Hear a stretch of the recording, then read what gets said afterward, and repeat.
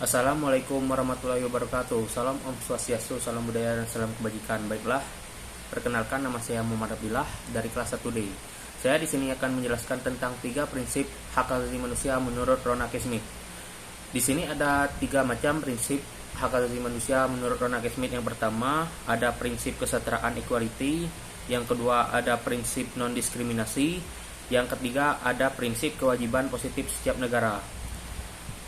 Baiklah, saya akan menjelaskan prinsip kesetaraan equality. Kesetaraan dianggap sebagai prinsip hak asasi manusia yang sangat fundamental. Kesetaraan dimaknai sebagai perlakuan yang setara, di mana pada situasi yang sama harus diperlakukan dengan sama, dan di mana pada situasi berbeda dengan sedikit perdebatan diperlakukan secara berbeda. Kesetaraan juga dianggap sebagai persyaratan mutlak dalam negara demokrasi. Kesetaraan di depan hukum, kesetaraan kesempatan, kesetaraan akses dalam pendidikan, kesetaraan dalam mengakses peradilan yang fair, dan lain-lain merupakan hal penting dalam hak asasi manusia. Masalah muncul ketika seorang berasal dari posisi berbeda dan diperlakukan secara sama. Jika perlakuan yang sama ini terus diberikan, maka tentu saja perbedaan ini akan terus terjadi dan terus menerus walaupun standar hak asasi manusia telah meningkat. Oleh karena itu, penting untuk mengambil langkah selanjutnya guna mencapai kesetaraan. Yang kedua, prinsip non-diskriminasi. Pelarangan terhadap diskriminasi atau non-diskriminasi adalah salah satu bagian dari prinsip kesetaraan.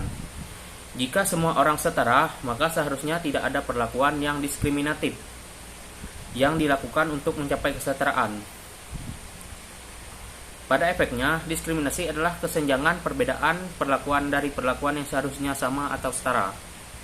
Prinsip ini kemudian menjadi sangat penting dalam hak asasi manusia.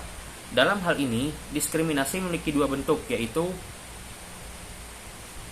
yang pertama, diskriminasi langsung, yaitu ketika seseorang baik langsung maupun tidak langsung diperlakukan secara berbeda daripada lainnya. Yang kedua, diskriminasi tidak langsung, yaitu ketika dampak praktis dari hukum dan atau kebajikan merupakan bentuk diskriminasi, walaupun hal tidak ditujukan untuk tujuan diskriminasi. Misalnya, pembatasan pada hak kehamilan jelas mempengaruhi lebih banyak perempuan daripada laki-laki. Yang ketiga, prinsip kewajiban positif setiap negara. Prinsip kewajiban positif negara digunakan untuk melindungi hak-hak tertentu. Menurut hukum hak asasi internasional, suatu negara tidak boleh secara sengaja mengabaikan hak-hak dan kebebasan-kebebasan. Sebaliknya, negara diasumsikan memiliki kewajiban positif untuk melindungi secara aktif dan memastikan terpenuhinya hak-hak dan kebebasan-kebebasan. Untuk kebebasan berekspresi, sebuah negara boleh memberikan kebebasan sedikit memberikan pembatasan.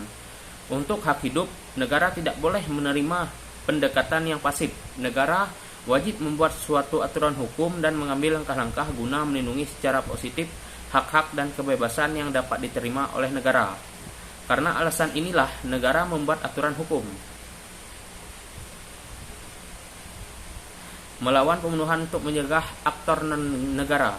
Melanggar hak untuk hidup sebagai persyaratan utama, negara harus bersifat proaktif dalam menghormati hak untuk hidup, bukan bersifat pasif. Baiklah, sekian hasil penjelasan prinsip hak asasi manusia menurut Ronald Smith dari saya. Jika ada salah kata saya mohon maaf. Wassalamualaikum warahmatullahi wabarakatuh.